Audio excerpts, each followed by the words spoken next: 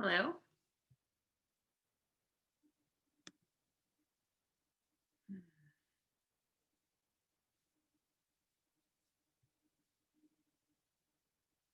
Hello.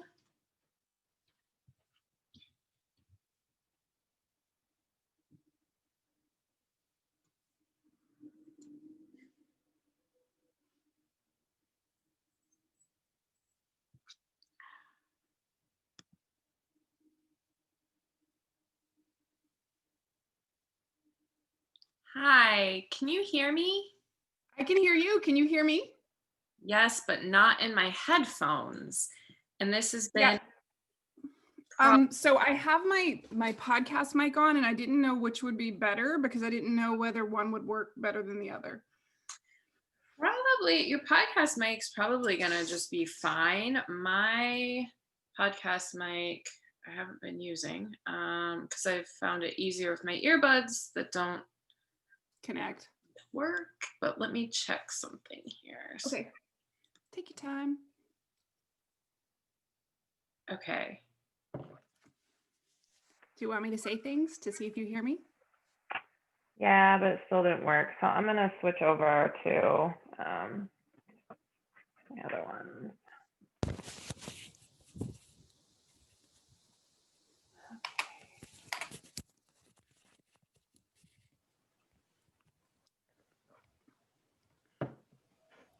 Okay, can you say something? I can say something. You can. Can you hear me? I can. Yes. That's great. Okay. I'm going to get us, let's see, I had it auto recording, so it caught all the setup. That's fun. Nice. How do but this is kind of like, this is part of what I'm interested in capturing a little bit of, like, just this is how it is. Like, things aren't perfectly polished, and Nope. we're all just humans trying to figure this out. There we go. Something like that. Or maybe we're not humans. I don't know. Well, we're in a human suit, so. Yes. Well, it's good to meet you. Like, Good to see you. This is a long time in the making. yeah, I mean, at least, let's see, I was diagnosed in May of 2019. So I feel like that's when I probably discovered you and entered into that world of appendix cancer people. World. Yeah. Yeah. Yeah. So have you met a lot of others like us? No. So I mean, on Instagram, right? And then I've been to appendix cancer, what is it, the ACPMP, whatever that stands for. They had a conference, and it was at UCSD in 2019 in the fall. And so I met other people there, but I haven't really stayed in touch because, I mean, I don't know, we're so rare. We're so rare. We are really rare. Yeah. And so since we are recording this, and we're going to share this conversation with people, maybe let's mention what this is, who we are, and what this is. We're both appendix cancer survivors. And appendix cancer is a one in a million disease. I think now they're saying maybe 2 in a million. We're still pretty rare. Still pretty rare, right? It's not, we're not pink ribbon people. Well, I know you've had other types of cancer as well. Yeah, I've had thyroid and melanoma. Okay. So those aren't really pink ribbon ones either. Like, no. Like big ones. No.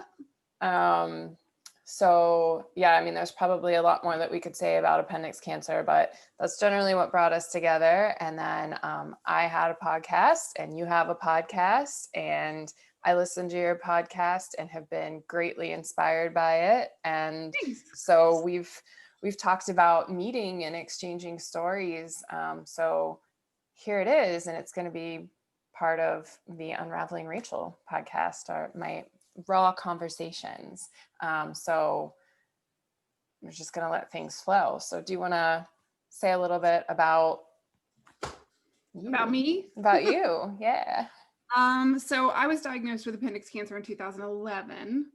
And I know that you also just lost your father. I lost my father right after, like it's a long story, but he and I had cancer at the same time. And I Oh, lost him like right after I finished my HIPEC surgery and treatment and stuff. oh, And Amy. yeah, he had pancreatic cancer. That's what my father had. Okay, so you are the second person. You're one of three that I know of that a parent had pancreatic and we had appendix. See, so have you had genetic testing They told done? me that there's nothing to do. Mm.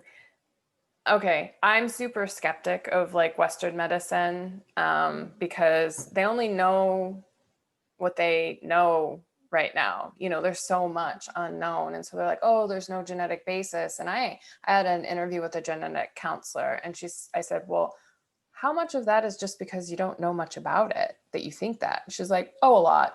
And so I was like, cool, I'm gonna go ahead and do it then. Because then at least I know. And when information like this comes into my field, like there's something there, I think. Let me ask you a random question. Did you grow up at all around any nuclear stuff? No, not to my knowledge, but there's a high rate of pancreatic and appendix. Well, I mean, I know other people who have had appendix cancer from the area I grew up in, and pancreatic cancer. There's a high rate of that. So there's something in that area, lots of steel mills. Mhm. Where did you grow up? I grew up in Lynchburg, Virginia, um, home of Jerry Falwell. Oh, I Yeah, grew it's a up long in story. um, I grew up in Niles, Ohio, birthplace of William McKinley. Okay, look at that. We can. Yeah, I think yours is more interesting. Well, it's interesting in the fact that my grandmother was a fortune teller in the same town that Jerry Falwell was a minister in, and I got to watch that my whole life. So that was entertaining. Whoa, your Yeah. grandmother was a fortune teller. Okay. I feel like we're gonna have a lot to talk about, and we've already like zigzagged through. I know. Like, wait, where were we going with this? So you were diagnosed in 2011. So Yeah. I was diagnosed in 2011.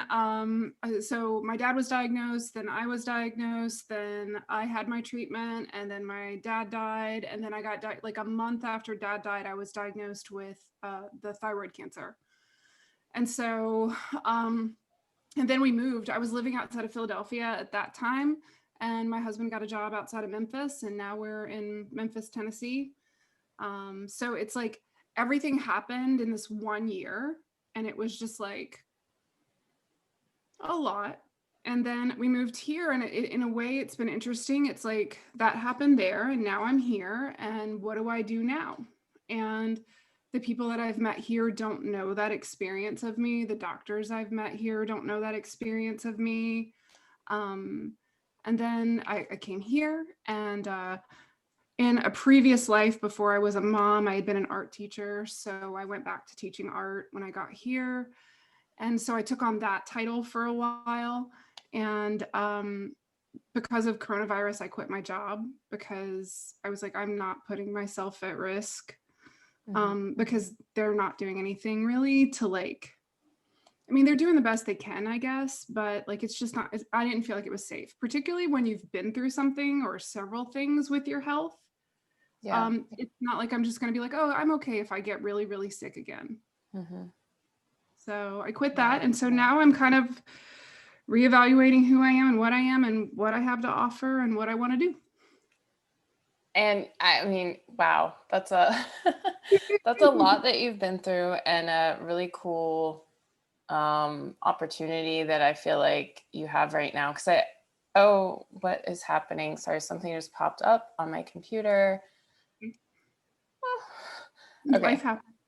so good. Adobe wanted to update something. Go figure. Of course it Um, is. yeah, Creative Cloud. That's nice. No, thank you right now. yeah, you're doing a lot with like art and creativity outside of the education system. You already have your podcast going and now these artist groups that you've got going. And I'm interested in talking more about that too at some point here. And this is doing its thing again. Problem. I got smart and I know to silence my phone, but I don't know if I can like silence everything else on the computer, you know. I know. It likes to talk to you. It does. Okay, so anyway, yeah, here we are. Our unique journeys, so much to talk about. I'm so sorry for that loss of your dad at the same time, and then the cancer diagnosis after. And that really that hit me because since having cancer, I have probably what might be considered out there views about its cause, right? And stories about it. Yes, if we live near a lot of toxicity and radiation and pollution and we eat crap, but then also trauma, the immune system, the nervous system, and just energy. Because I feel that I've always felt and always known everything is energy, but really shut off to it. And that energy, then I didn't conduct it well through my body, through my psyche, and it became a problem. As I think that's really the root of most disease. It's an energetic problem, whether the energy is coming from the outside in toxic energy or from the inside in energetic emotion. Does that? Okay, I agree. I also think though that there is family karma and there's layers of the energy, and it's not necessarily just something we carry, but something that our line carries. And it for me anyway, yes, it was totally I had blocked some things that were very important to who I was. Yeah. And I thought I had to. I thought that meant I was being responsible. And it apparently had to manifest several times. And I do feel like whenever people are like, oh, that was a horrible experience, I'm like, yes, and it is an amazing thing that got me to where I am. And if I hadn't had that experience, I don't know where I'd be. Mm-hmm. So I'm very thankful to have had cancer, if that makes any sense. Oh, yeah, it makes sense to me. It does. I see my cancer experience as something I'm very aware of, not wanting to waste in a way. Mm-hmm. I don't want to miss the message. I don't want to, I know that it came to me for a reason, which, there gets in saying that, that's not I caused it or I asked for it. I don't, because I feel like people can kind of get into oh, don't blame yourself. I'm well, I'm not, but this is giving me something. I'm seeing things that I didn't see before. In seeing and then acting on these things, I feel freer. I feel more me. I feel lighter than I did when I was quote unquote healthy without cancer, mm-hmm. And maybe I'm lighter just because they took out half my organs, but. But yeah, I mean, for me, I don't take it, I've never felt well, my dad, when he got sick, and my dad was Christian and had a set of beliefs, and he was I don't know why God would do this. I'm not mad at God and things like that. And I was no. I've never felt like it was punishment or anything like that. And there are some people who say some really weird things and have some really disturbing views on it being something that is punishment. And And that is concerning to me because it's not punishment. We didn't do anything wrong to deserve cancer. And I think that people who have that must have like this fear of it. I know I had a fear of it. I didn't want it. But at the same time, it is very much part of who I am now, but it's also not all I am. And I think that's hard for people to understand too, because people are like, well, why don't you do cancer walks? And why don't you do advocation and, you know, do all these things? And I'm like, because that's not the core of who I am. It is an experience I had, and I feel no pull to stay in that world. I am very thankful for the people that do have that call, that do the research and the work and all that. That's not my call. Yeah, that's I see that, and I'm aware of that in myself of wanting to over-identify with it, because it is an experience, but it's not all of my experience. And there are people for whom like it becomes a call to do something, and like this is where they're meant to be. And like I'm with you. I feel like it's not for me either, but it's also something that I want to talk about in this way so that it can be seen that just because it happens to you doesn't mean it has to become you, doesn't mean it has to consume you. There are so many things in my life that I think I did let consume me and I didn't even know it. And in some ways, cancer let me see that.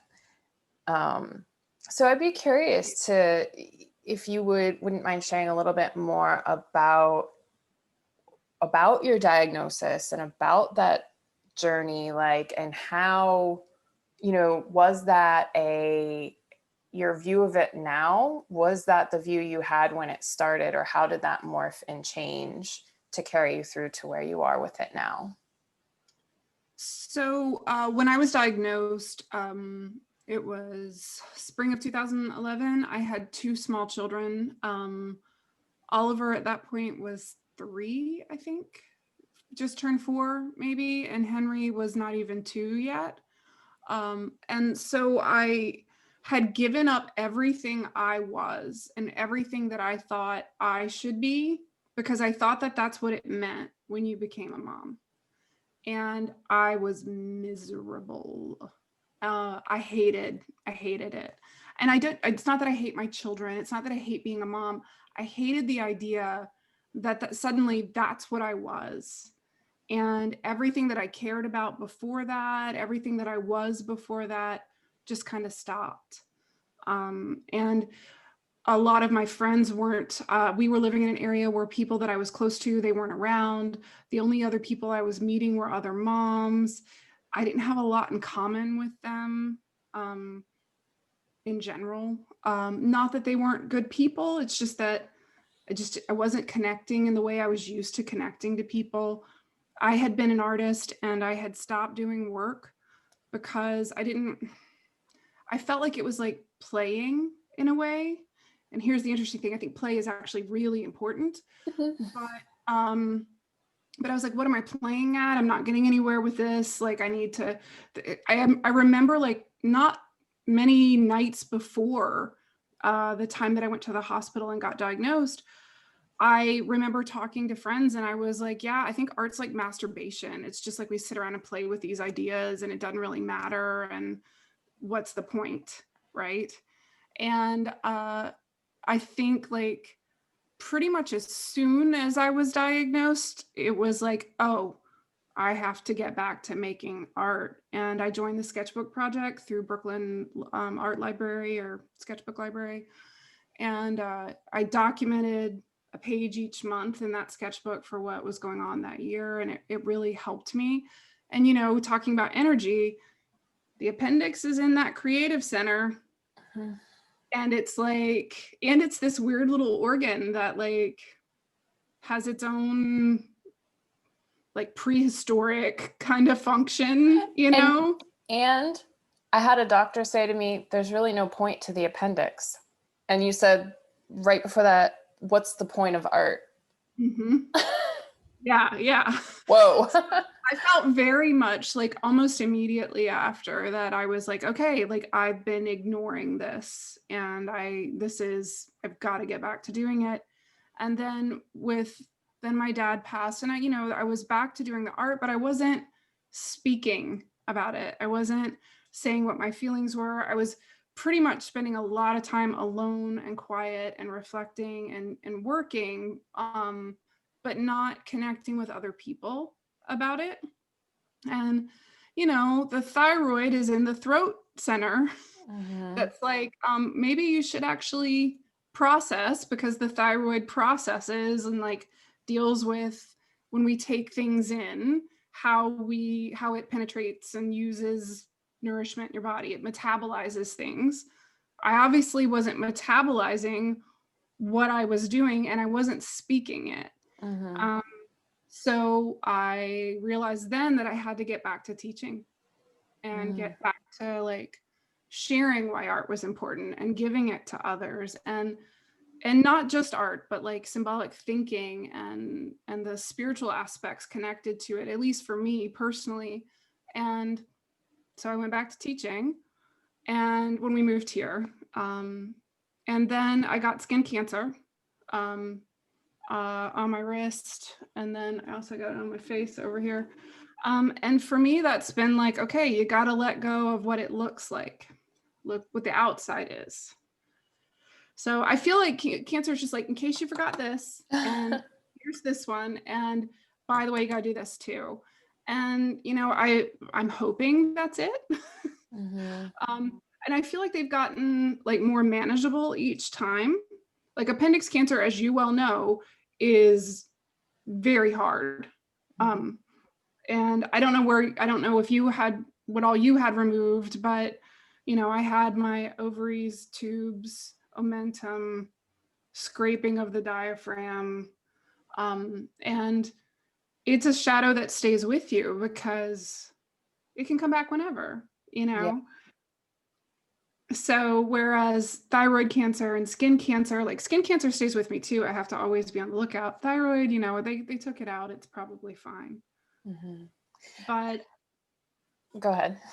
I was just going to say, but like, once you have that with you, there's this other awareness about how life is short. And I need to take whatever opportunity I have to connect in the ways that I can and offer whatever I have to offer. And I think that we have no idea what that is, right? Like I can be like, well, I think I'm offering art teaching. And, and yet that I know well that is not necessarily what my students take away from my classes. Right. So. Yeah.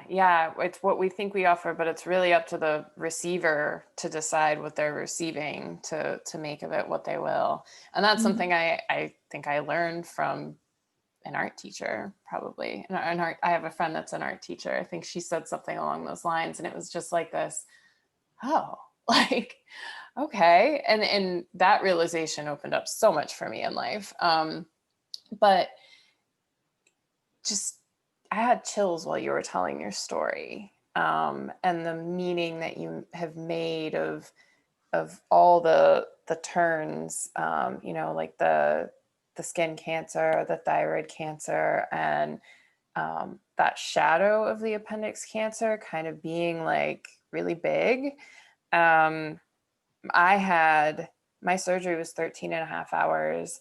I lost my gallbladder and my spleen, ovaries, tubes, uterus, cervix, had my diaphragm scraped, part of it removed, part of the liver, part of the stomach, 23 inches of small intestine, part of my colon. Like I basically lost as much as you can lose almost. I mean, people end up losing more, right? Like people end up losing parts of like their like kidneys and I also like I lost the omentum. So it was just like, and of course the appendix, which I always forget. Yeah. Obviously. But it is like, it's just so always there and so little that they know about it still. and it's I don't know, I'm only a year and a half out, not even 2 years. So I'm hoping that this gets a little bit easier with it. I didn't lose any of my intestines. They couldn't take my uterus because of scar tissue from C-sections. Like, it would have complicated the surgery immensely. So my biggest fear is with that staying in. Right. But I will say, it seems like you're doing great for a year and a half with all that. Like, I mean, I'm next year will be a decade for me. And it's gotten easier for sure. Yeah. Good. And it's, I mean, each day is its own thing, you know, and I don't know about you, but anytime I have any little pain, I'm like, okay, that. Yeah. Yeah. I feel like I'm there right now. I had a lot of numbness after my surgery, and I've gained feeling, and I'm working with a somatic therapist right now who's like, that's good that you have feeling. Like, they did a lot there. If you didn't feel anything, we'd be more concerned, you know? So like, it could be scar tissue, like, but my mind wants to go to fear. And I also, having this other view of the cancer as sort of a, for me, it was me not creating what I wanted in my life, me not expressing myself, not really letting myself be free and be who I was, and instead being everything I thought the outside world wanted me to be. And I was actually misdiagnosed with ovarian cancer. I thought I was pregnant because I was missing my period. And I feel like I had an acupuncturist who told me that I needed to create something. I needed to create some kind of movement of who I am in this world, whether that was to have a baby or start a business or something. He was like, get out, have sex, move that energy, you know, do that. Or he's like, I fear you're going to get cancer. And then here I was with cancer, and I was like, oh my gosh. And I've had it removed, but now going through what I went through with my dad, I kind of like was thrown back into some patterns and back into a stagnation where I'm not really creating, and I haven't been taking care of myself in the way that cancer asks us to. Like, I'm not sure if this is what you meant in your last podcast when you spoke of negotiating with the dragon. And like, you know, I kind of had this image of, yeah, the dragon's like, hey, stop eating potato chips to deal with your emotions. Like, that's what my dragon would say to me, you know, like. My dragon doesn't say that, because I was a vegetarian for 9 years and had been super healthy. And actually now it's really weird. I don't worry about that part at all. So it's funny, dragons can say different things, because I'm like, you know, I was healthy. I was like so healthy. I've never smoked. I'm fairly active. I was a vegetarian. I was very cautious, and now I eat pizza and I do whatever I want. But my dragon negotiating for me, and I don't know if I didn't say this, so I'll just say this, and I think we can have a conversation about this too. The fight words around cancer. Yeah. I couldn't do that. And I think those fight words are for everybody around you to feel like they can do something. I don't think it's for the patient. It's not for the person going through it. And I think when we identify with that, the fight part, you're fighting yourself. I mean, it literally is part of yourself that turned against you a little bit, or is it like at least pushing you a little bit? And for me, I felt it was more of a negotiation. And I said that in my like own personal mythology, it's like, okay, I have to let this dragon in. It's already in the house. We need to come into a room together and have a conversation and sit down and have some tea, and we'll see what we can come to. For me, it is that energy though. It's like, it wants me to produce and create and bring creativity forward. And if I stop that work, then I'm not living up to my end of the negotiation. So whether it's the podcast or painting or teaching art or doing creative consulting with other people or reading tarot or whatever it is, I have to be doing that, or it's like the dragon is like. And for the past 7 years, I was teaching at a school where we were the dragons. I've, and it's like, okay, I'm here, I'm doing the work, teaching art, I'm doing the work. So for me, that's my relationship to my dragon. It's like, I'm doing the work. Yeah. Okay. So I think it's very different, but the same, like in our view of this, and how the Cancer has come to us and what it's like asking of us. I have a kind of a similar story with dragons, and I didn't necessarily associate my Cancer with the dragon. Definitely the Cancer with like this call to creativity, call to like really express who I am. And for me, like I stuffed down who I was with food. And so like it was really, we all have our different things. Like I did smoke, I did do things. I did those things though to escape the feelings that that are me, the feelings that are me. And so to keep going to those is like not keeping up my end of the bargain with what this is meant to teach me. And so because I know I've been slacking on that, and I went, and that's fine. That's okay. Right. Like I can judge myself harshly. So this is a message for me, but like, well, I haven't, like, so I have a little bit of fear of it coming back. I have a little bit of fear of the dragon, and I don't want to fight it. I want to respect it. And that fight thing for me was a big deal when I was diagnosed. Like, oh, fuck Cancer, pardon my language. And you gotta fight it. And I was like, this is my tumor, baby. Like, look, because I had the whole belly. I was very bloated and pregnant looking. And I was like, I made this just like, some of you have children and I didn't choose this, but in some way, I believe that the creative energy that was within me needed to go somewhere. And if I wasn't going to take care of it by creating the life that I wanted, or by reproducing in the way that nature calls us to, and having a place to then put that feeling forward into the world, it was going to go somewhere. And this is what I made. So how am I going to care for it?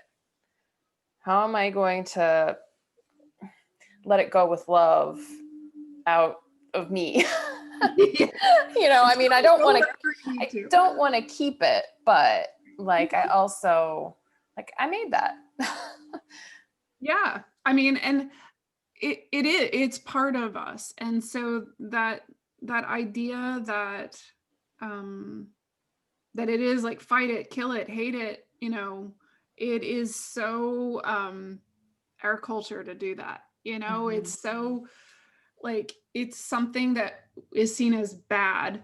And I will tell, like, whenever, I don't know if this has happened to you yet, but when other people know other people who have cancer, they like want to introduce you, or they're like, oh, my friend got cancer, can they talk to you? And I'm like, they might not like what I say, because I'm going to say, enjoy this. And I know that sounds crazy. And I'm going to say, it's here for you, not against you. And maybe some people really do feel that. That's not my experience. I had a friend who, her husband got cancer, and she's like, will you talk to him? And I was like, okay, but like, I'm going to warn you, he won't like what I say. And my message was, okay, well, you just need to get really comfortable with the fact that you're going to die. Yeah. And he's like, what do you mean? You think I'm going to die? And I'm like, well, we all do. And if you can't, this is your opportunity right now to embrace that and understand your mortality and stop being afraid of it. And if you can do that, whatever happens will be okay. And, I think after I spoke with him, she was like, oh my God, what did you say to him? He's like so messed up now. And I was like, I'm sorry, I told you, like, but it's like, I don't know. What did you do? What do you do in your life? I don't know. Like, what was your career? What do you? Well, when I started feeling sick, when I was getting the pains, I was working in the defense industry as an executive assistant, and very much just like not aligned with what I believed. I was very stressed out, highly sensitive being in this very rigid, energetically environment. And I left that in 2015. I did some copywriting work, personal assistant work for like spiritual entrepreneurs. Didn't really know what I wanted to do. And really for the last 5 years, I've been kind of like trying a little this, trying a little that. I worked at Trader Joe's, and then I was diagnosed. And now I went back to work. They gave me like 4 months to heal, from that crazy surgery. Yeah. I threw myself back into work, and then I started like feeling like, gosh, I'm just way too stressed. And then coronavirus came in. And when coronavirus came in, I was like, oh, okay, I can go out on medical leave. I'll get unemployment. I'm going to take this opportunity to really dive into my healing. And so that's what I've been doing, diving into my healing, getting more comfortable with expression, figuring out what is my unique purpose in the world. What is it that I am here to really create? And I'm working on that right now. Have you heard of Slackline? I've listened to some of your podcasts. So okay. I know what Slackline is. So that's my deal, using the Slackline to get in touch with the nervous system and to generate healing and empowerment, and use it as a tool for self-discovery. And nobody else that I know of is doing this. And I used to feel really like, oh my gosh, I do this like weird thing. And now I'm like, I'm a pioneer. Yeah, I am putting this together, teaching. I had a workshop last weekend, and before I even had someone on the line, she was already experiencing openings in her body, and I could see her energy shifting. And then getting her on the line was like the next level that I'm becoming right now. That's what I understand what I'm doing. Here's an interesting long fact. Answer. The night before we talked about having this meetup, I had a dream that I was presented with 2 tightropes, slack lines, whatever you want to call them. One was like the kind that you do, like kind of low to the ground and like a line. And the other one was like a chain link rope. And that you had to do it differently. Like you had to put your feet in it in a different way. Yeah. And then when we started talking, I was like, I wonder if that was like my unconscious saying, oh, you're going to talk to this girl. Wow. You're tuned in. No, Yeah. I feel very lucky because I got to grow up knowing that I should be. So when you mentioned that your grandmother was a fortune teller, I was just like, oh my gosh, I want to know more about this, because you had someone in your family who could tell you that. And before you dive into that, I found out recently that my grandmother is very much a believer of everything's energy. But I grew up seeing her go to church, and they sent me to church when I had like my existential crisis when I was 12. I had no idea. I'm like, where was this guidance? So what was that like? So my mom's side of the family is Romney. That's Romani Gypsy.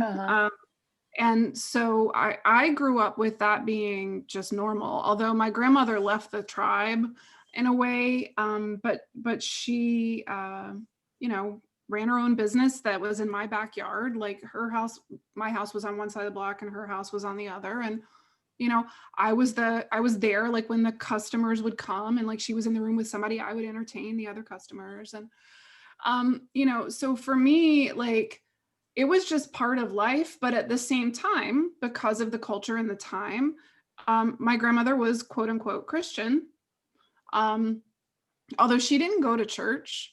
And I found out later it was because like she kind of wasn't welcome. But in the Romney culture, like whenever they moved around, like historically, they would just take on the religion of whatever culture they were in, because it was all the same thing. So it didn't matter. So, which is a very helpful way, in my opinion, to think about it. Like it's all the same thing. You just have to find your own, how you interpret the language. Right. Right. And I grew up with like, yeah, you listen to your feelings, you listen to that emotion, like pay attention when you're scared. There's a reason when these feelings come up, why you're having them.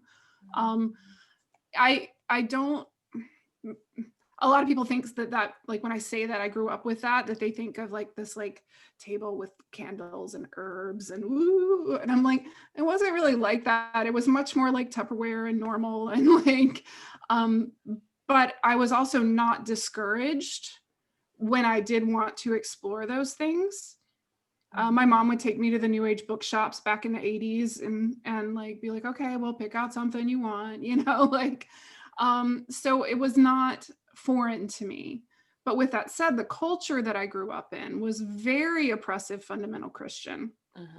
So most of my friends and stuff grew up going to this, what in my opinion is a cult. And it was a different experience of kind of going, oh, like you think this is like they're gonna go to hell and this is bad. And like I'm like, oh, this is like a totally different mindset than what I feel, think, and believe. So I ran as fast as I could when I got old enough to leave. But I, do you know who Carolyn Mace is? Yeah. She says the thing, she's like, I don't want to hear anybody say that your grandmother was a Cherokee Indian or that you were this, that, and the other, because you have it in you and you don't need to like have this other thing ascribed. But the thing is, I do think that I got a heads up, not in the fact that not everybody has it. We all have it, but no one told me I didn't. Right. And so I got lucky in the fact that I grew up accepting all the things that were weird. And I'm like, yeah, this feels wrong. We got to go. And people are like, what are you talking about? I'm like, this person's not okay to be around. Don't you feel that? Yeah. And it's always served me well. That's, what you said there about we all have it, but then there's that advantage of knowing that you have it and knowing that it's okay to have it. And relating to like my experience, that was not okay to have. It was not okay to feel. I grew up in an alcoholic household. And so I was feeling and I'd be like, this is not right. This is not okay. And then I get told everything's fine. Everything's fine.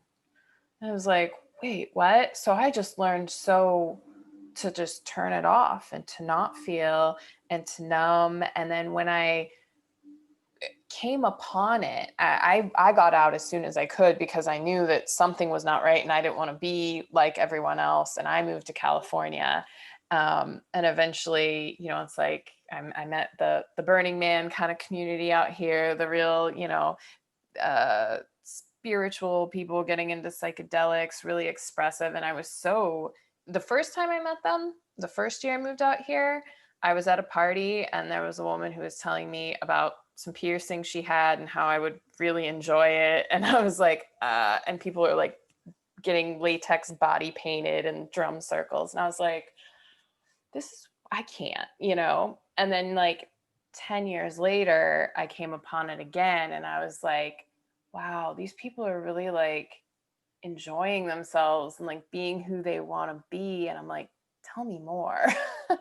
And then I got into it and it was like people who, there was stuff that I could have just like, I'm like, well, that's, out there to me because it's expressed in a way that I wasn't ever used to seeing. But then like getting into like, it's okay to feel like what you feel, you can let it come through. And people who believed in energies and intuition and all this language that I was just like, oh, this is real. Like this explains something that I knew deep inside, but I like had to shut off to survive and to fit in and to be the good student and to be the, have the job and all of that I thought I was supposed to do.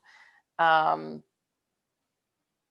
I just, I didn't have that, like kind of what you were saying you had of like, yeah, it's okay. Like if you walk into a place and you have a feeling, your body knows something. You're what, whatever it is, wherever you want to locate the intuition, like there's Mhm. something to it. Um, so anyway, that was a little bit about like the world that I entered to help me understand that. And I'm still figuring it out. I'm still Yeah, I exploring. mean, I think if we're not figuring something out, then there's something wrong. Yeah. Yeah. Like I think we should always be like, oh, this is new and different, and I need to think about this and work with this and feel this and have this. This Mhm. idea that our culture has that you grow up and you go to school and you get a degree and you get a job and you're done Mhm. is not true. Mhm. And it is detrimental. One of the things I was talking to a friend of mine recently, and one of the things that we were discussing is this idea of like, I taught middle school before. Okay. So, in middle school, think back to that horrible period of your life. Um, yeah, exactly. But you leave this innocence of childhood. And in childhood, like all that magical thinking is there, right? And like you have this natural relationship and you do trust yourself because you don't know that you can't, and like all this. And then these hormones come in and they flood your body and they change everything about the way you think. And you are suddenly pulled into achievement for the culture rather than for yourself. Mhm. And then hit middle age, have your ovaries removed, things like that. And all of those hormones are gone again. And the relationship you have to build now is back with the you that you know about, but don't really remember and have to connect to again. And I feel like there's this relationship there of like, it's like taking the veil back off, but then it's also like reorienting yourself because you've been used to the system working in this way that's achievement oriented and like set a goal and do this and move towards that. And this is what that is. And coming out of that relationship and back into the natural instinctive, like I trust my instincts and my gut, and yes, I said I was going to do this today, but that doesn't feel like the right thing for me to do. When you were a 10-year-old, you'd have never beat yourself up about that. Mhm. you Mhm. know but now that we're an adult and we think we have to do this, we have to set this and do this and have that. It's important. Like, I don't think, like, as a mother and as a teacher, children need that structure and they need to know that that's possible, but like it's like muscle memory, right? Like, once you've learned to ride the bike and things like that, you know how to do it and you don't have to always be like focused on it. Mhm. But it's hard to remember that. It's hard to remember that it's a natural inclination, and that when I leave, and I don't know, like maybe it's not middle age, maybe it's not losing the hormones, but I noticed for me it was at that point. I I feel like that you're pointing that out was a really interesting correlation to me, and I've kind of in a way painted our culture as like the cage that creates that, of like we're moving from a natural state into one where it is achievement oriented, structured. You should be doing this, should be doing that. Um, but also, I guess biology does play into it as well. The fact that, well, you're mature enough now to have a family, to raise children, and so this is like the focus shifts to less of the internally driven connection to a relational connection. And then with, for women, menopause, that would then shift back. And I don't have children, so I don't have that same lens to look at it through, but it does make sense to me. So I think there's a little bit of like both going on. And when you were talking about childhood and having that natural connection, I can't remember I don't remember having a lot of that naturally. The way I grew up, it was like I grew up fast, and so for me, the discovery of it started to come a little bit before, but I still ended up losing my ovaries. So I don't know. Right. Yeah, same for me in a way. I think that there is a biological component though. Yeah.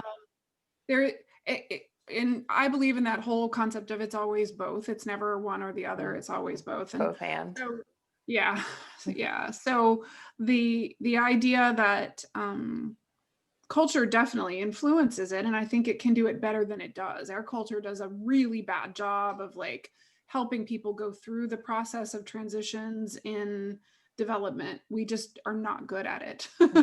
But I also think that it is natural. It's part of our cycle here to have to let go of the magical thinking of childhood a little bit, because of like you have to root in and ground into the physical and the reality that is here in a way. And if our body didn't give us the instinct to do that, it would probably be harder. I mean, I know people that might not have ever gotten that instinct, and they definitely have a harder time. Right. So Yeah.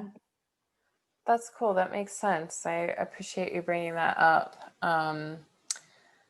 I wanted to talk about a couple of things that were mentioned in the podcast, because I realized I kind of glanced at the clock here. We've been going for almost an hour. Hard to believe. okay.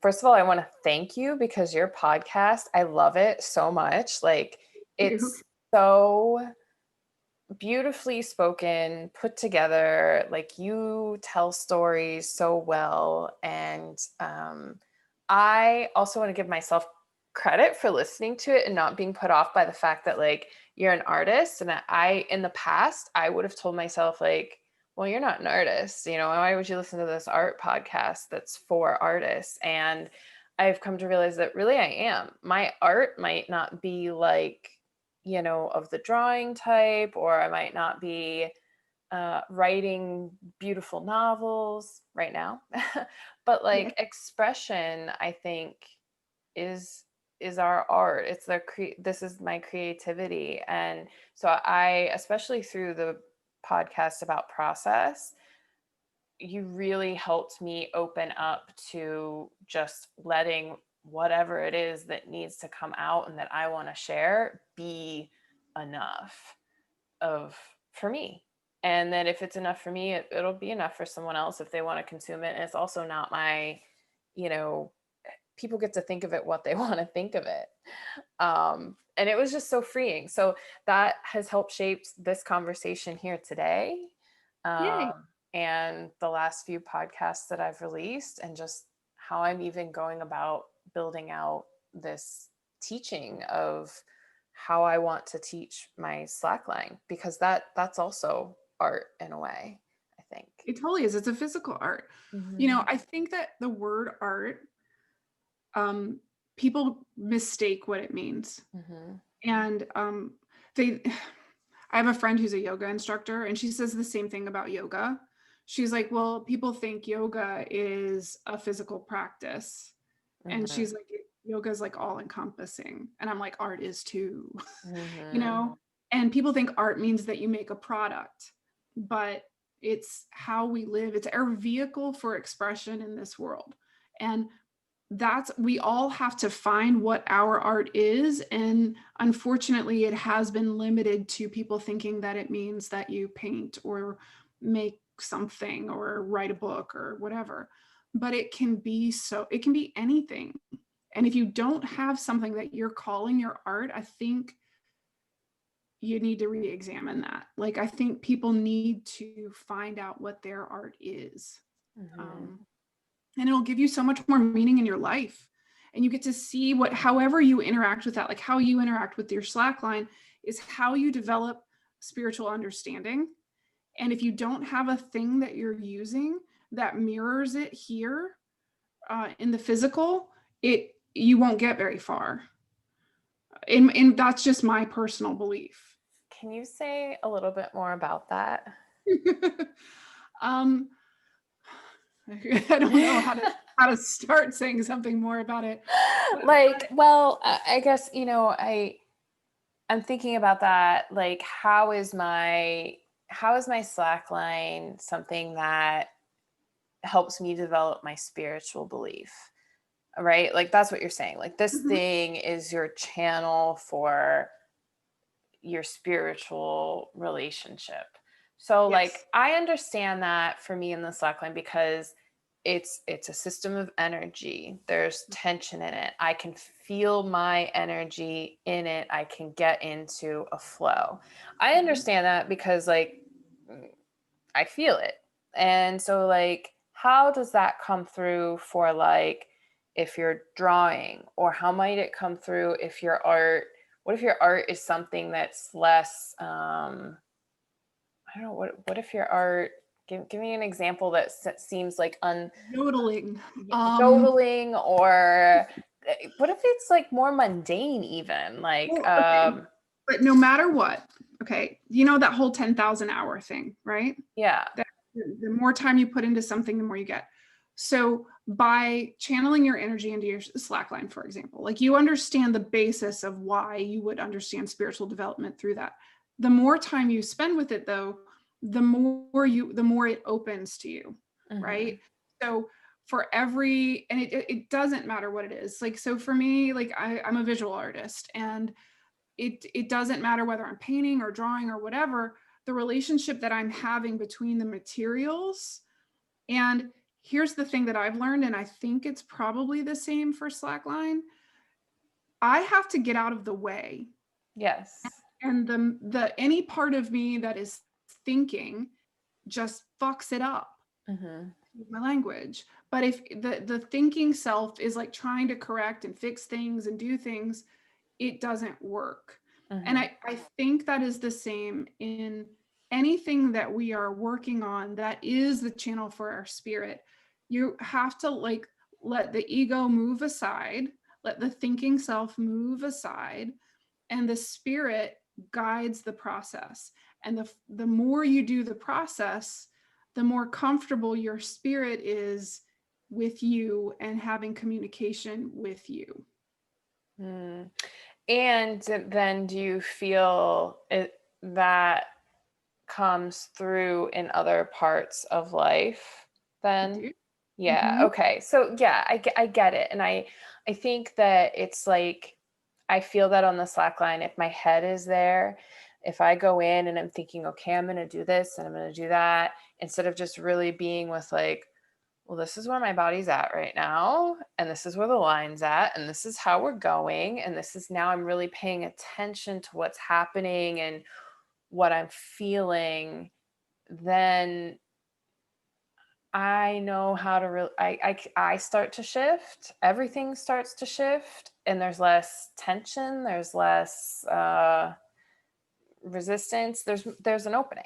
There's an Mm-hmm. opening, Mm-hmm. and then for me, that does have implications for the rest of my day, the rest of my life, you know. And I Right. could see that with like I also like to cook, you know, and I feel like that's a little bit spiritual. And if I was in my head and not paying attention, I could like lose a finger or Mm-hmm. not see that the onions are burning. Or put Um, salt instead of sugar or something. Yeah. yeah, so you really have to get out of your way and like be with be with what is there. Um, And I also think like each hour, month, year we put into that practice, you can see your own development.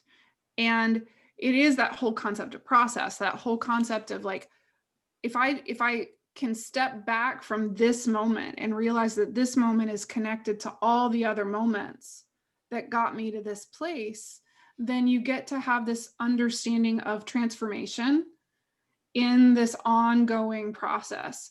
And people who don't pick a vehicle don't have anything that they get to witness that process through. mm, And I think so when people are like, "Oh, I don't do anything like that," or "Oh, I don't have that." And I'm like, "Ooh, well, I don't know what to say." And it's almost like it's not like pity or anything like that, but I'm just like, "Wow, like you're missing an opportunity to connect in a way." And it doesn't for me, like people are like, "I don't draw, I don't do that." It's like whatever. And I'm like, you don't have to draw. Like it could be like anything. It could be trimming hedges. Mhm.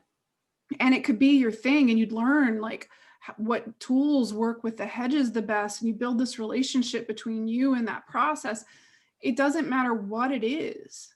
Mhm. But if you don't have something that you do consistently over a long period of time, you don't get to see the transformational process. Mhm. At least in my opinion. I that makes a lot of sense. Yeah, and as someone who I felt I was one of those people who like didn't have a thing, didn't really know what I did, didn't have anything that I'd been doing consistently, a lot out of fear and depression. I mean, I was depressed. I look back and I see how depressed that I was, and how much I was numbing and avoiding feeling. And so, like, I just, like, what was the point? Um, and I don't know, like, I feel like Slackline chose me, honestly, and I've been doing it for 6 years, and it just, I'm I can look back and I can see that and I can feel that and I can see how, even though I was just telling the workshop I did on this, I was like, I've been doing it for 6 years and I still, like, I'm not one of those people that walks canyons or does tricks on it or things like that. I've done other things and I've explored, and it's allowed me to take it places, but I didn't have to become super badass at it for it to be a thing that's very meaningful and spiritual, and to see transformation in it. Yes. So you said a couple of things there that I want to point out. You Please. said, I don't feel like I chose it, it chose me. Mm-hmm. And I think that's so important, because I don't think we do choose it. Yeah. I think it does choose us. And it's almost like a thing that's like up walking around, and it's like fee fi fo fum, and it wants to find you. And when it does, you have an opportunity to be like, well, are you going to give me the goose that lays the golden eggs? Or you run from it, right? Mm-hmm.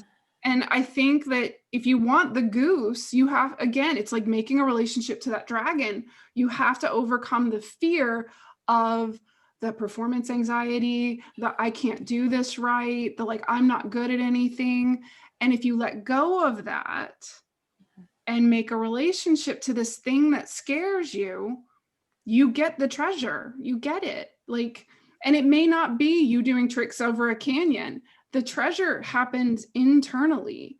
And that's been something that I've had to like kind of come to terms with, because like I said, I was a teacher before, and now I'm like, okay, what am I going to be?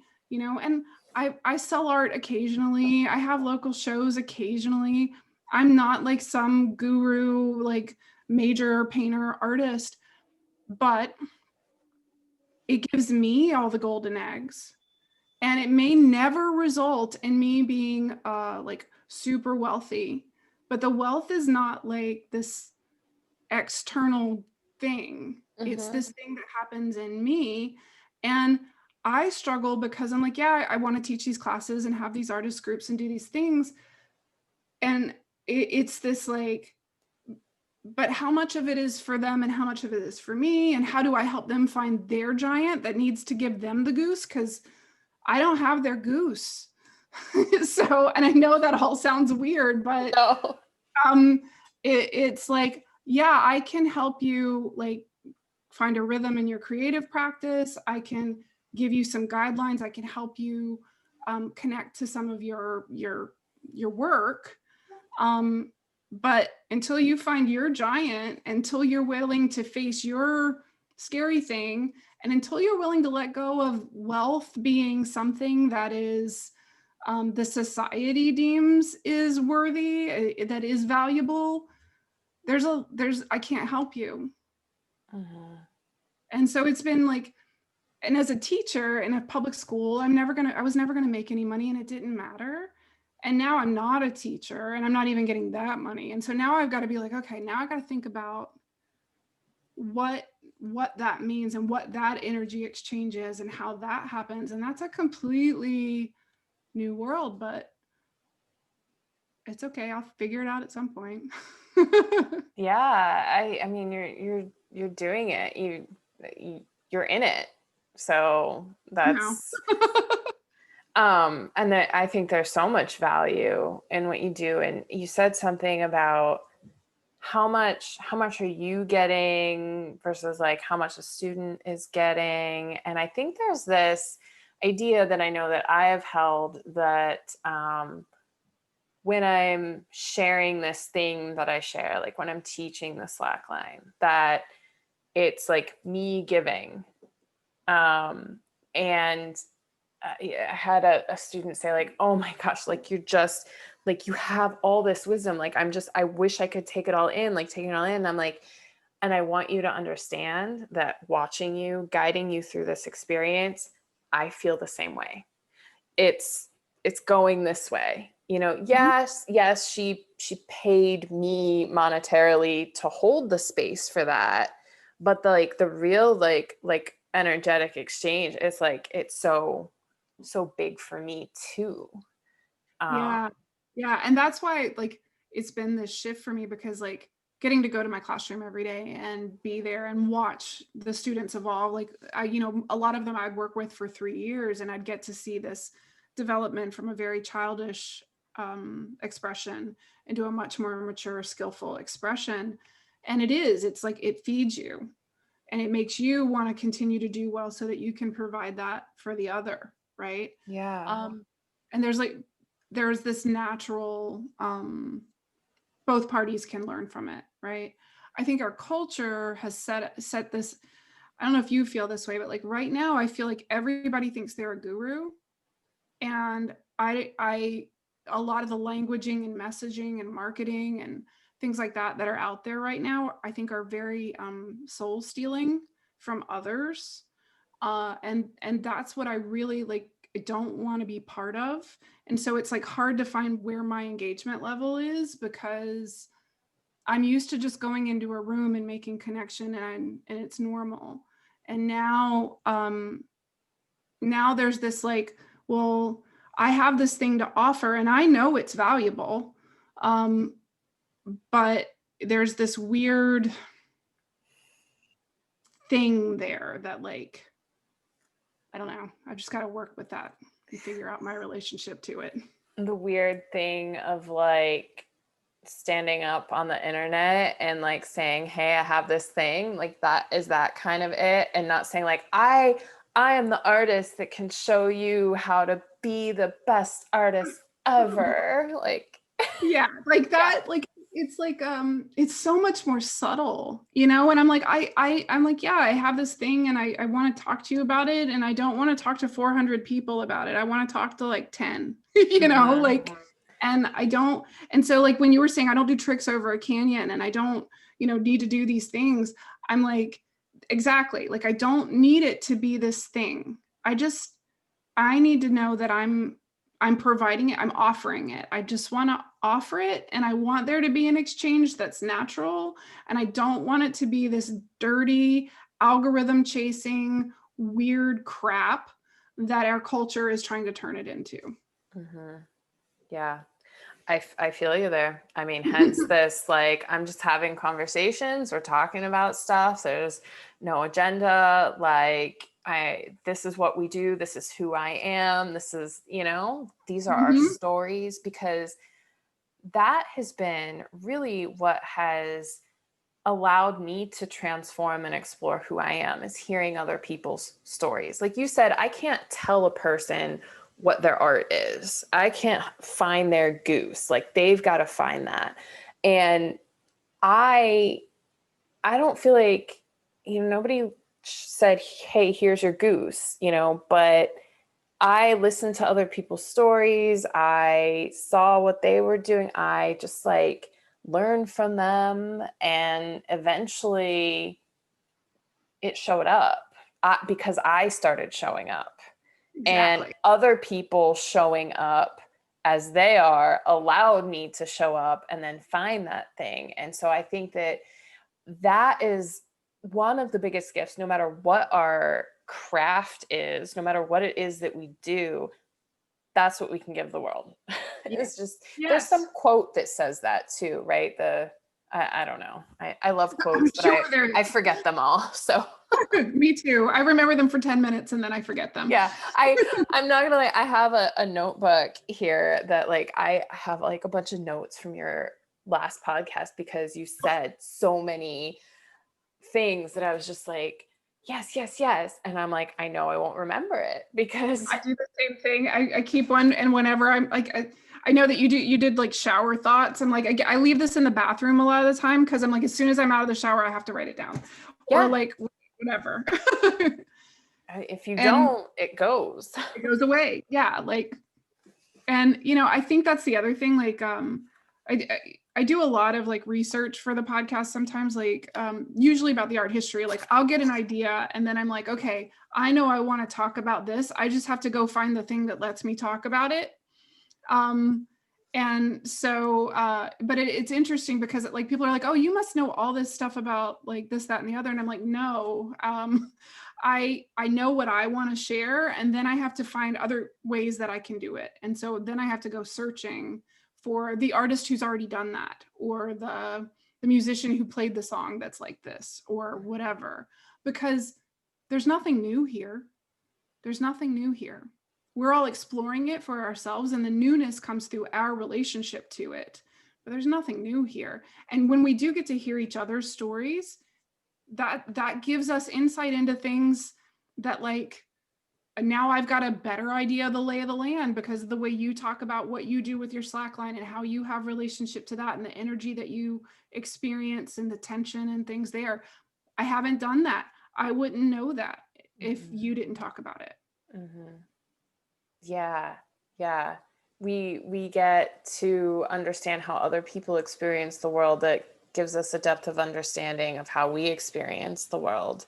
And then I think too, there's something about like your craft as an artist in visual art is well practiced. And then going out and having experiences that are outside of the craft to help keep the fire alive within the craft, because that's something that I kind of want the slackline to be. I see it as being a space for like entrepreneurs to work things out, like people who are in their businesses, because it can help them literally step into something new and to get into that like beginner's mindset. And I think that that's kind of, people use art in that way too. Like, oh, I'm going to start drawing and doodling and getting into that space. Or maybe I'm going to go and hop on a potter's wheel and have this session to just kind of like explore a new relationship and a new way of being. It's a all of these things are new ways to intake information, and it asks us, it's not a fact. And like that's the thing, like our culture craves fact and knowing certainty and knowings, and yeah, and there's no such thing, and we're seeing that right now. But our relationship to the experience is the learning and is the knowing. And if we don't get an opportunity to have that, like it's like, I don't know, I feel like the more that we have those experiences and new opportunities to take in information and experience and process, it's like the more we get to like, it's like sustenance, and like we get energy and we can move more fluidly and better, right? Versus, you know, somebody who doesn't, and it's like hunger and starving and nothing to process and nothing to develop from us. Right. Yeah, it's more, I like the nutrition analogy. And I was thinking of like, it's more material for us to show up, which is, you know, what we take in, the experiences that we have are nourishing what we are in our life. Like it's shaping us in some way. And if we're not doing anything, we're stuck, stagnant. Or if you only intake, you know, there are a lot of people who only intake and they never allow it to process and come back out. Yeah. And that's, you know, that's the other problem. either there's like, I'll take in experiences, but I hoard them and nothing comes from it, or I don't have any experiences and I'm just going to stay static in this. And it's like, no, there has to be that movement, that flow, that energy. And it goes back to that, having a vehicle, having a craft or a process that lets us do it. And I don't know, I feel like our culture, the whole thing has been, well, all you need to do is find a way to make money. And that they're transferring the energy into the money. And it's like how the money flows is how you get things. But most of the money is hoarded by a certain percentage of the culture. And therefore, you're always chasing something that you can't actually like haven't been able to fully connect with. And there's just this there's this other energy. Like, yeah, I know all the like languaging around scarcity and wealth and all, I know all of that, but there's this whole other thing. Like I'm like, there's a separate energy line that runs alongside that one. And I don't know, I just feel like our culture's only been focused on the financial aspects. And we haven't been able to teach people that it's not just that. There's so much more. There's so much more. And our education system is set up to not help people find that either. So. Yeah. There's so much more. And that, so the two lines that you're talking about, like there's the money, like the money. And then there's actually like, is that other line like the actual value that you're describing? It's like that personal wealth. It's like that, like, and like, I think that I think they do this probably where, and I'm like waving my hands across each other because we're on a podcast and like, you can't necessarily see that. But like, I think that if you're growing your own internal like wealth and energy exchange that happens in the environment around you, then there is a flow of the other. Right. But if we only teach people to chase the money, they don't know to do the other. Right. And in only chasing the money, I feel like it's trying to find fulfillment or to fill a hole, like a hunger that's going to be there. And we can amass, I think that's why so many people have so much of the money, because they figured out how to get the money and they don't know how to fill the other hole that is there within them that could be filled through other things. I don't know, maybe it's personal relationships or whatever, but like kind of not learning that we're like multi-dimensional. And so that wealth is not just money. Wealth is the quality of our relationships, I think, to the quality of the relationship to ourself at the foundation, and then how that comes out into the world around us through our art, our spiritual, and then our personal. Yeah, you said two things there that I think are big. Number one, yeah, like a lot of people that have all the wealth like may not have the other thing, but you'll notice that a lot of them at a certain point are like, oh my gosh, I just have to give all this away. I need to start a philanthropic organization. I've got all this stuff and I don't know what to do with it, right? And the ones who don't become like damaged individuals. But and then you said multidimensional, right? Like that we're these multidimensional things. And I think like this is just like an idea I've been playing with in my head a lot. You're a dimension and I'm a dimension. And these other people that we meet in our lives are dimension. And if you don't know how to make connection to all of them, then you don't get to have a multidimensional experience. And if we get all the money and we remove ourselves from the experience of connecting with the others and building those relationships, then the dimensions kind of flatten. So I don't know. I feel like I know, like I said, I know all the languaging and stuff around like you can have the wealth and you can have, yes, I hear you. And that's great. But why do you want it? You know, like, why do you want it? And what is it going to do for you when you have it? And, you know, I just think about kids at school, because that's where my relationship, most of my relationship is like with 13-year-olds, mostly for the past 7 years. And they all think a lot about, well, school's not teaching me how I'm going to like do my taxes and make this and do that and do this. And I'm like, I hear you. But if that's all we did teach you, you'd never do anything but work for that. And, you know, I don't think there's enough not teaching that. I think we need to be doing a lot more of teaching kids to find what makes them feel alive, regardless of whether it's going to make them, you know, $100,000 a year or not. And Do you feel, as someone who's been in the teaching profession, that, and you're in the arts, so maybe there's this there, but I feel like in my education and what I see, it was facts, not feelings. Your feelings, even in my education, feelings didn't matter. I don't know if I had any teachers who really, I had one, maybe my 3rd grade teacher, Mrs. Buchanek, if you're listening, you're the best. But like, who really like cared, like, what are you interested in? What makes you feel alive? It was like, I've got this teaching program. I've got this stuff I've got to teach you. You've got tests that you need to take. And it was just like really motivated by all of that. And I still didn't learn how to do my taxes or balance a checkbook or anything of real value. One of the reasons that I felt really, I struggled with leaving this year, even despite everything that was going on, is because I do feel like, and I'm not trying to toot my own horn, but I'm like, I was that space. I was the space that like was for kids that were like the gay kid who didn't want to go to homeroom because they were going to get made fun of. So they'd come to the art room and wait.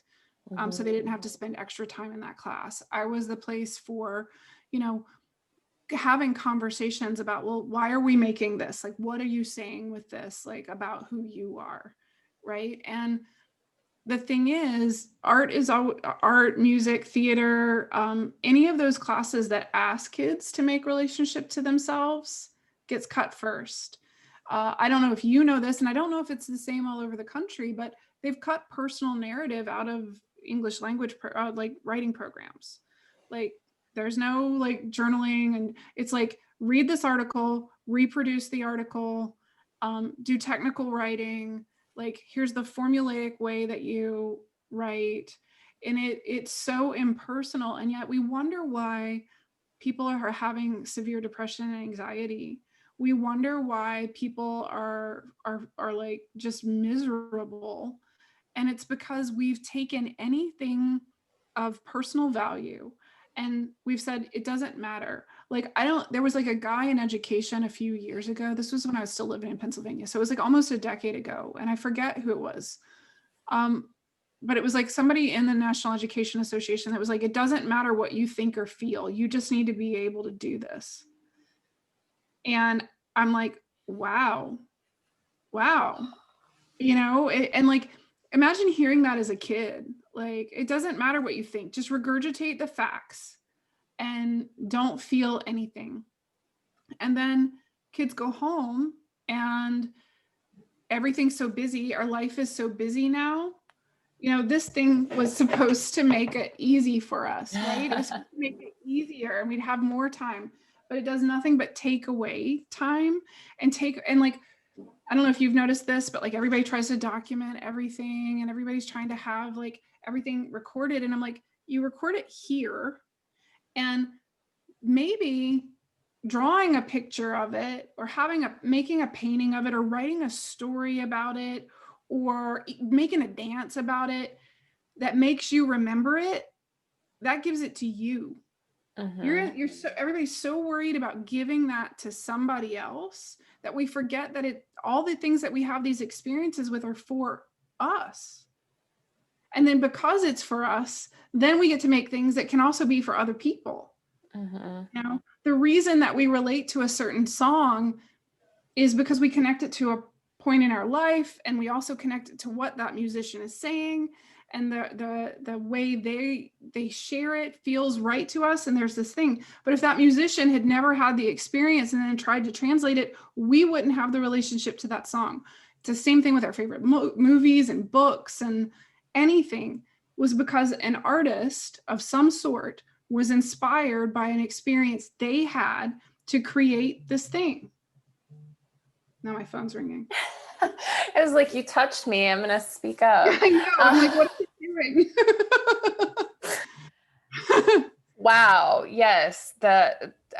So much there. And that, I feel like what you said about trying to capture everything with the phone is sort of preventing us from actually having an experience of that moment. And it's kind of like, we think we're having that experience, but we're having that experience through someone else's lens, through this separate lens, this like robotic lens of society. And if we can actually have that experience for ourselves and then record it through a story or a song or whatever, we experience it in another way in our body. And then we have that experience to share with others that comes through our lens of interpretation, that just is such an even bigger impact on the world than any stupid Instagram. Not that Instagram's stupid, but that any post could be. I mean, because that can also be meaningful, right? Like, I've connected through a lot of Instagram posts, but I also wonder, where am I blocking myself? I've thought of this. Where am I, when I think, oh, this would make a nice picture, where am I actually then blocking myself from an even deeper and fuller experience of this?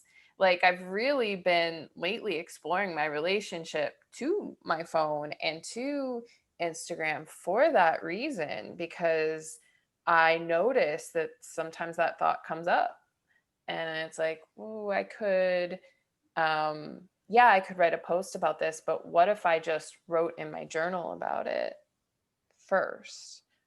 Yes. Or sat down and talked about it, because that's kind of, I'm discovering just the way that I like to do it right now, you know? Mm-hmm. And so I want to take like a break from Instagram and do a detox, but I'm kind of also afraid. Because we've been programmed to think if we do, that people will stop caring what we post or think or feel. Yes. And I thought, well, I'm going to tell people I'm going to do detox. I'm not going to be on Instagram. Like, who really cares? Who's going to notice? And why do I feel like obligated to tell people? Why can't I just do it to do it? Like, am I doing it for me? Am I doing it for show? Yeah. Well, everything, we live in a world right now where everything is performative.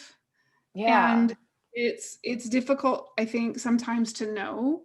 Like, I have a friend who's a brand catalyst, and like, she does all this, like, helping people do that stuff. Right. And she's like, well, you just have to be more you. And I'm like, well, which me? Because of all the dimensions, right? Uh-huh. Like, which me needs to do that? Because not all of me needs to be doing that. Like, and they're like, you know, there's a part of me that's fine. That's for that. But yeah, like, it's like, what is it taking away from my own experience? And it's difficult. And it's, as a teacher, again, like, I get to witness things through the eyes of kids, and watching their relationship to it is when I realized, okay, there's a problem. Their relationship to it is like, that is the world. And, you know, it's not the world. Mm-hmm. It's what people want you to see of the world. And so it's different. And that's I think what made me more aware of it. And it's also like colored my relationship to it, is that idea that it's an aspect and a component, and we have to recognize it. And the internet and social media and how we are connected is very important. It mirrors what we really are, in my opinion. It is an example of what we really are in the capacity of humanity. Mm-hmm. It's just being manipulated and used. Mm-hmm. Yeah.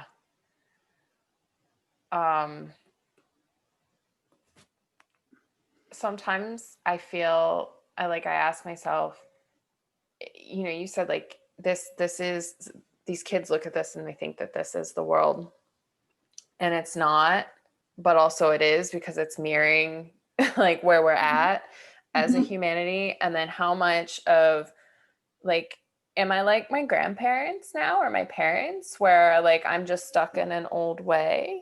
Is this like just a natural evolution that I'm resisting because I don't want things to change? Or I think this is just my personal opinion. I think there's obviously some of that in us, right? Like there's no way around that. However, there were things that our parents were right about, and there were things that our grandparents were right about. And it's not that like rock and roll is bad, and like, and it's not that like TV in and of itself is bad, or like, any of that. But there is a like, you are more easily manipulated through these things. yeah. And there are people who know how to hijack you through this. And Mhm. you have to be well aware of yourself and how porous your boundaries are. Or it can be a bad thing. Mhm. And we're not educating people on in the ways that we were discussing about like knowing yourself and finding how you feel and how you think. And we're putting them out there into this world and saying, now go out there and do it. Mhm. And all they're seeing is, this is what the world wants me to be, rather than I want to be this in the world. Mhm. It's Yeah. like you said at the beginning that like when we first started talking, you were like, I was pushing down everything I thought I should be in order to be what the world wanted me to be. And I think that a lot of people have that experience. Yeah. And especially, I mean, social media is so much that experience of like image, outer focus. Like, what am I looking like? How am I showing up? Am I accepted? Am I getting the likes? All of that. And because it is both, and it's a beautiful tool. It's a tool for connection. And I think that something that's really shifted for me in my life in these last 5 years, 6 years, is that I think like everything can be seen as a tool. And this was something that I had to shift personally with substances, because my dad was an addict and I stayed away from that. And so anything that was associated with substances, except for alcohol, I had no problem getting into alcohol because it's so widely accepted. And I think that there is kind of a problem with that Mhm. in the way that it's glorified. But everything can be a tool. It's how we use it. You could abuse broccoli. You can abuse exercise. I had a roommate who ate too many carrots and turned orange. Like, it's a tool. Social media is a tool. So like I find myself asking, what am I going to like going into this experience for? Recently I've been drinking 2 cups of coffee a day, and that's like, I'm not really feeling good. So I've asked myself, what am I looking for in the second cup of coffee? What is there? What am I trying to alter that I'm not happy with? Because really everything we do in some way is to alter our experience of consciousness when you get down to it. Oh, Mhm. I'm eating because I'm hungry. Or is it because I'm hungry? Is it because I'm anxious? But whatever it is, I'm seeking to change something about my experience. And so if that a level of awareness could come into um, life early on, for people, for kids, I don't know, I think we'd be more empowered uh, people later in life, I suppose. I know it's Yeah. something that I I mean, feel was missing. Like, how am I feeling, and how do I want to feel, and what is it that I'm doing to make that happen? well, the What do I interesting need? thing is kids are having those conversations with themselves right now because it is part of the ethos. Like it's out there. Like these conversations are out there. So they're having them with each other, but they don't know enough to help each other. And a lot of parents aren't taking the time to have the conversations. And so they're finding it online on TikTok. And like, I mean, it's very interesting. There's a lot of support out there amongst them to help each other through it. And maybe that's always been the way. I don't know how old you are. Um, I was born in 82, so I'll be 38. Yeah. okay. Well, so we're about almost 10 years difference then. Okay. I'm 46. So, but I mean, I grew up like latchkey kid, like you go home and and it, maybe it's always been this way. Maybe it's always been kids teach kids. And we're just seeing it more now because it's like televised and broadcast. Mhm. But it's interesting that the support systems don't come from the elders in the community. The support systems come from your peers. Mhm. And it hasn't always been that way. I was gonna There say, I don't think it's always been that way. I mean, I think in my lifetime it's been that way.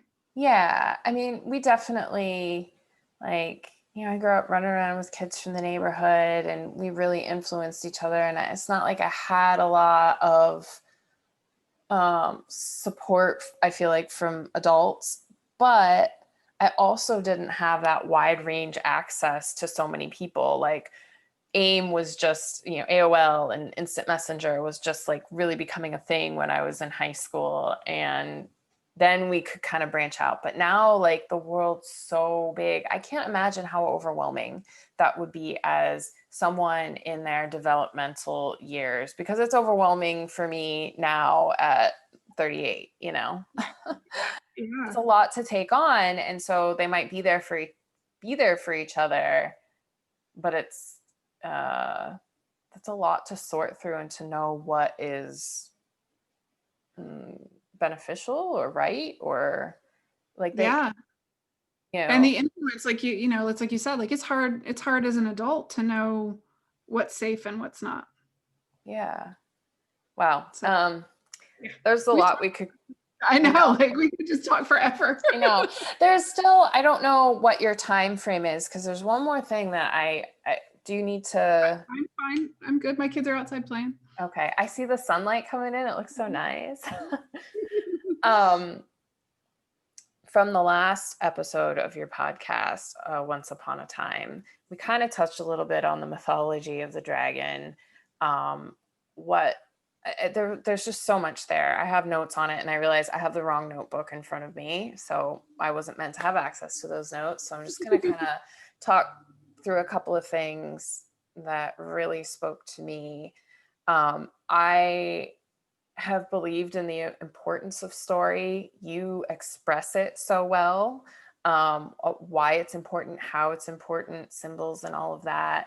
And then this idea of fairy tales being so important and the scary stories being important because they show us the things that we're going to have to face, the scary things that might come up in life, and make us aware of the fact that there's bad stuff in the world and there's dark stuff in the world.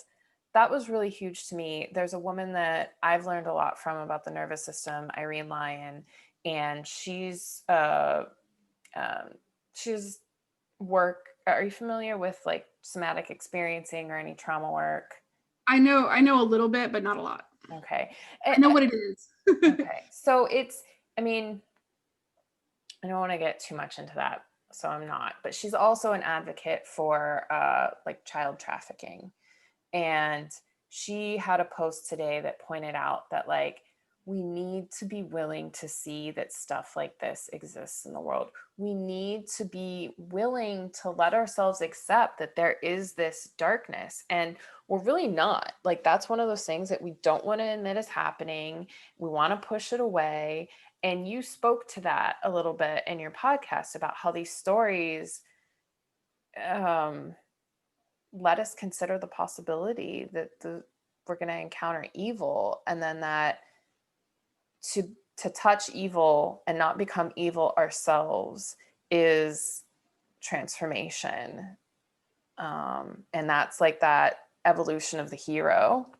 Mm-hmm. So, and this just is something that is a thought coming through right now, but like to touch disease, to touch cancer, to touch death almost in that way, and to not succumb to it and to not become it, is such a huge transformation that is almost becoming more alive. Even though I openly, I mean, like, we're all dying, I'm still I But didn't not die everybody from the is cancer, aware. but what was that?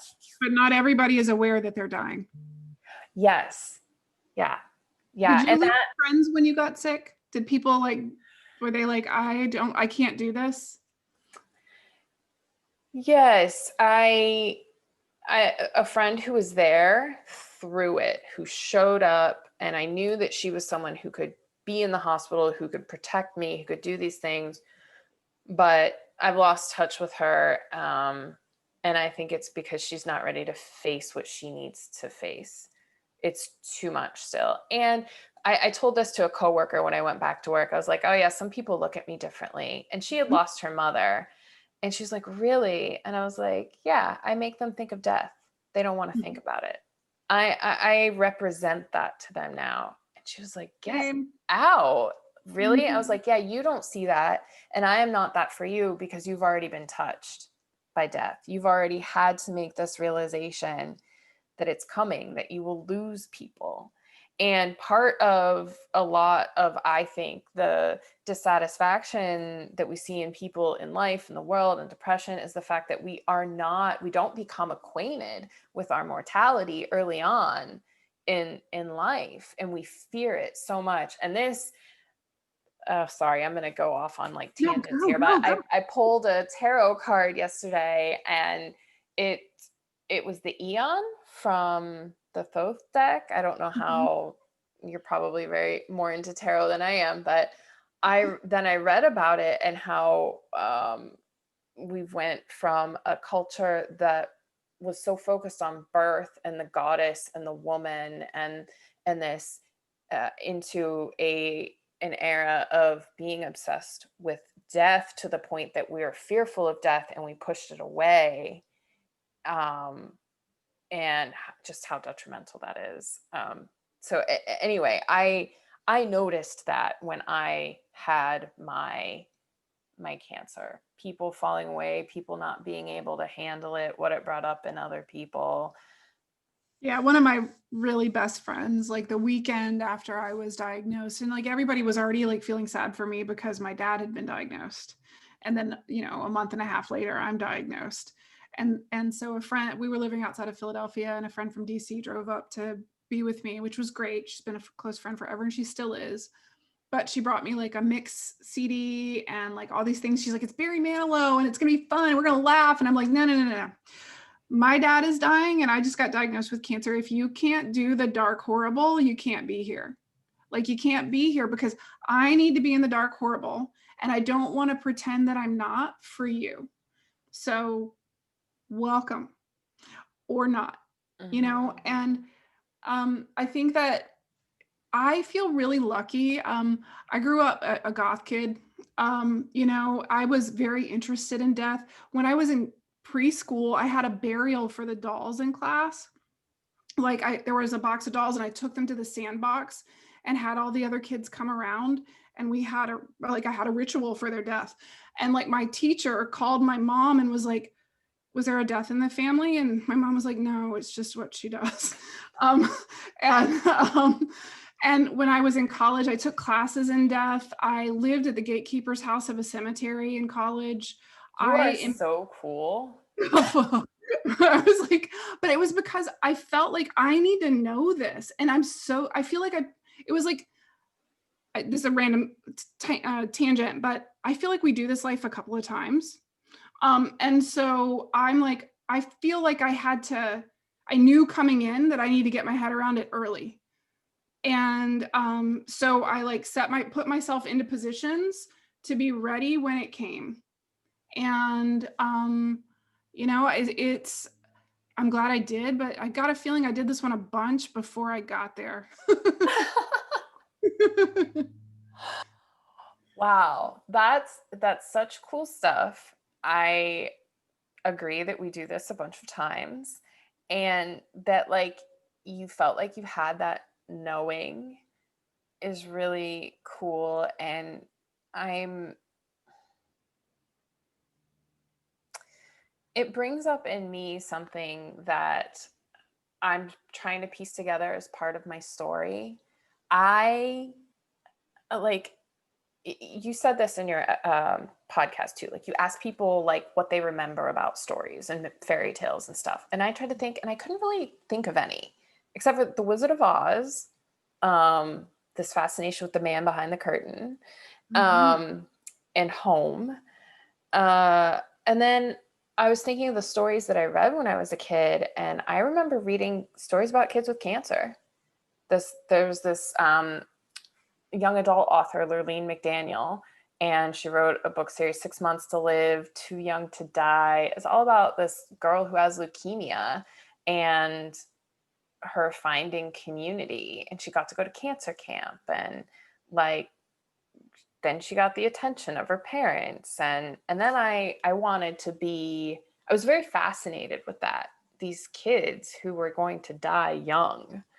And then I thought I was going to be a doctor, and I wanted to be an oncologist. And then I dropped that. I ended up being a Chinese studies major eventually when I finally like got my degree. Now I believe everything's energy, and I'm really fascinated by the Tao, right? And now here I am. I got to have cancer.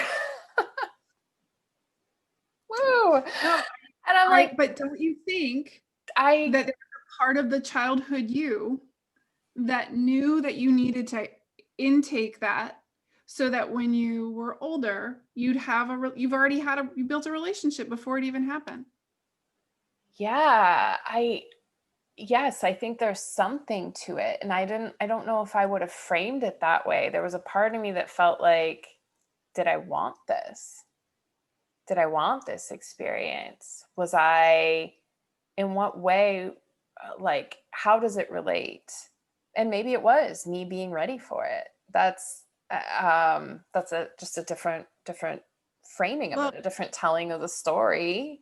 yeah, like how we tell the story is it is important, It right? Like, is. because if you say like I wanted it is very different than saying I was preparing myself for it. Totally. At one, yeah. I mean, both are empowered, really. Both is Mhm. choice. Um, it's not like, oh, I made it happen.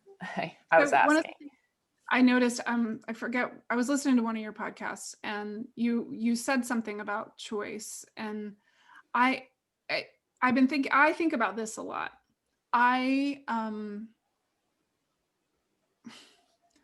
I think it's probably because of the fortune teller background, the family background. I kind of believe in predestination. I kind of believe that when we get here, the story's already been unfolding, and we're just kind of we fill in the plot lines, like, but that there are points that have already been outlined. Mm-hmm. And I feel like sometimes that my only choice is my relationship to what's happening. And I think that's why sometimes things just feel familiar, and people are like, how are you dealing with this? And I'm like, I feel like it's just this was what was going to happen. And for me, I think it's probably like, what do you call it? Like, I cope better because of it. Like, I cope better because I'm like, this is what was going to happen anyway. So I'm making my connection to this thing. And in some ways, it lets me get away with things, though. It lets me be like, well, I didn't have a say. But I don't know about you. Have you ever had your palm read? No, I haven't. No. So I've got a fate line, and not everybody has fate line. So the fate line is, and it's hard to show you, but there's a line that runs from the base of my palm all the way up through the center of my finger. Okay. It's like right Yeah. there, and it Uh-huh. goes all the Uh-huh. not everybody has one, or some people will have one that goes like partially up. And to me, I'm like, my life is, and my grandmother would say, well, everything's already been planned. And not everybody has them. So I'm not saying everybody is predestined. Mm-hmm. I think that we come here in different ways.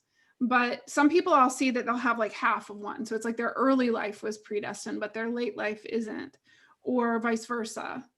And I'm like, well, mine's like straight up my hand. Like, I feel like, okay, well, I don't think I had a lot of choice, but I think I made the best choices I could with what I was given.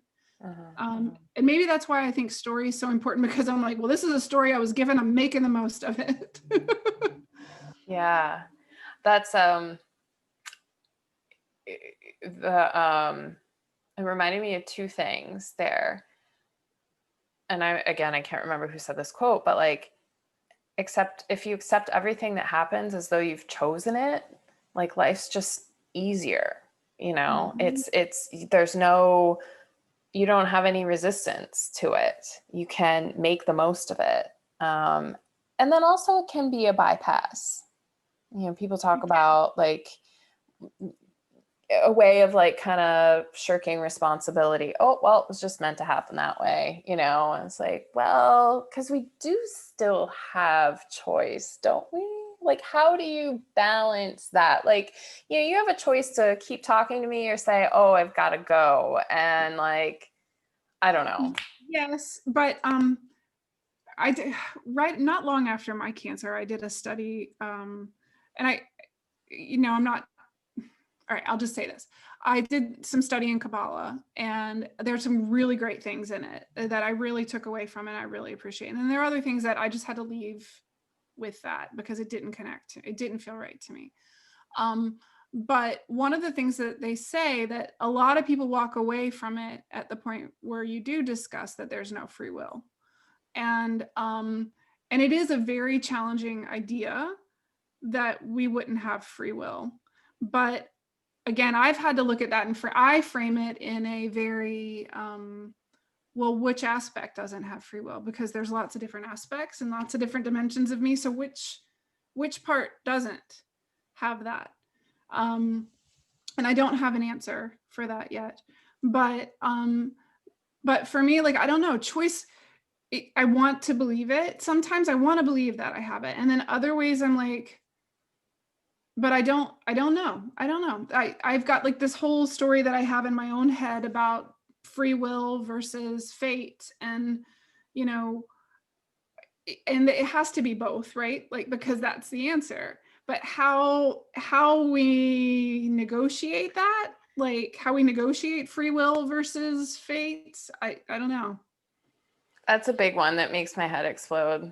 It really does. I'm like, look at me. I sat back. I'm like, oh no, because I can get lost in rabbit holes in my head of just spinning around in some of these things. And I think for me, this is where, like, I love conversation. I love talking to other people about what they believe because I take in new stuff. I learn more about myself and what I know. And then sometimes, like, there's just so much in the head that because there's so much out in the world and the universe, and we can only make sense of so much of it up here, that for me, this is like a point where I'm like, oh, I need to feel this. This is where I would go to my Slackline and just feel and be and feel my choice and my knowing and and then I feel connected, and I feel like it doesn't matter, like I don't actually even need to know. It just is. That's most of the time I end up there. Some days I end up in the like, well, wait, which one is it? What point am I at right now? Is this one free will? But most of my life has not felt like I had a choice. Like, I didn't feel like I had a choice about leaving my job. I mean, I did. I could have gone to work during coronavirus with a classroom full of children, but I changed my mind. So was that choice or was it not choice? Yeah. I don't know. Yeah. Oh my God. Yeah. This has been so good. I feel like there are a million other things. So we're just gonna, I would love to talk again. I would love to too. Yay. Yeah, this is amazing. And you are, from what I feel from you, like you're this art teacher person, human being, like living your experience so fully, like that you're like this like big creative like mirror. I don't know, but you have just like so much to like offer people in this. And so like I hope you're right. I mean I really believe it. I think that just listening to your podcast, I gained so much. And so Well, I'm I really glad to hear that you started thinking that what you were doing is art, because it is. Yeah, yeah, it is. That's a big shift. And like if you like that's a shift that I know other people are looking for too. Um and you have a way of communicating that. For me, it'll communicate to other people among many other things. Because you have a way of uh putting yourself out there um to be received by other people. Just like you. Yeah, right? Doing it right here. Thank you. Mhm. Thank you for making this possible. So- Yeah, this is great. So I'm going to post this up to YouTube and also put it out on the podcast in raw audio. And this is just what I'm calling Raw Conversations. Well, I'm glad I got to be part of having one. Yeah. Is there anything else that you would want to share? Do you want to let people know how they can hear more about you Sure, or work with you? sure. Because you are offering amazing things. Yeah, I think so. I think I'm beginning to understand what it is I want to offer. Like when I first left school, I was like, I think I'm going to teach art classes. And I'm like, I don't want to teach art classes. There's so much out there. Like anybody can go on YouTube and get a pretty good art education about skill. I want to help people learn to point skill and think about it differently and figure out why they want the skill to begin with. Mhm. But you can listen to my podcast. It's just Starling. But my website is starlingcreativeliving.com, and you can email me at starlingcreativeliving@gmail.com. And I'm your friend on Instagram. So, and that's at the Starling Creative. I'm currently, my favorite thing that I'm doing is a meditation group on Sunday mornings. And I was worried about offering that because I'm like, well, we're just going to think about things that should get us towards creation. And it's not like an art class. It's about like, these are things that will enrich you to help you feel more connected to creating. Um, and it's working, I think. I've gotten good feedback, but it's not, I was worried that people would be like, well, this isn't an art class. But it is. So I'm curious about that because I looked at it and I was like, oh, that's cool. And then I thought, oh, well, maybe it's just for like drawing people, you know? Mm-mm. No, it's, like the last one we did a study, like I offer a little, I do a meditation, and then we do like a contemplation period where I'll give a topic and we'll just listen to some music and have contemplation, and then we come back together for discussion. And the last one, like I'll introduce things and I'll be like, does everybody know what this is? And if not, I'll go through it. Like we've done some things talking about chakra, we've done some things talking about archetypes, we've done some things talking about, a lot of spiritual content, but it's like, and I always preface it with, I'm teaching this as a creative. So my interpretations of this are not based necessarily on the fact. It's based on how can we take this content and creatively interpret it to use it for ourselves and whatever practice we want to put it towards. And that might make some people uncomfortable because they're like, well, I know like it means this, it means this. And I'm like, to you.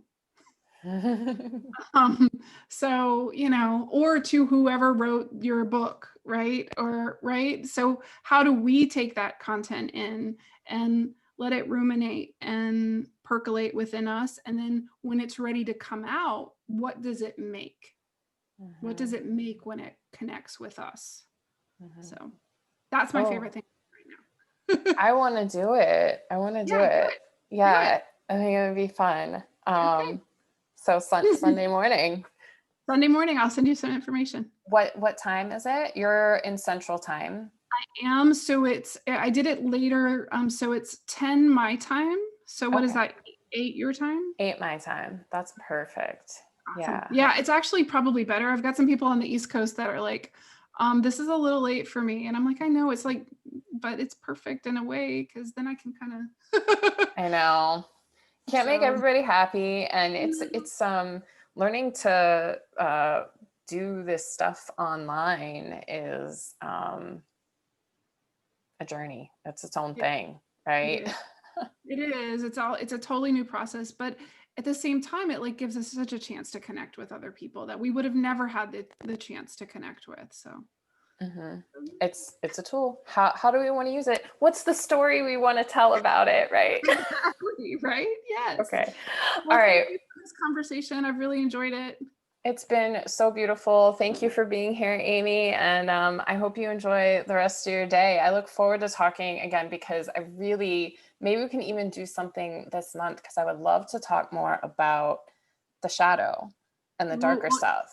That's what we're doing on Sunday in my meditation group. Oh my gosh. Okay. So we're going to go through that step and then see where that takes us. Just like walking the slack line. All right. Yes. Awesome. I'll talk to you soon. All right. Bye.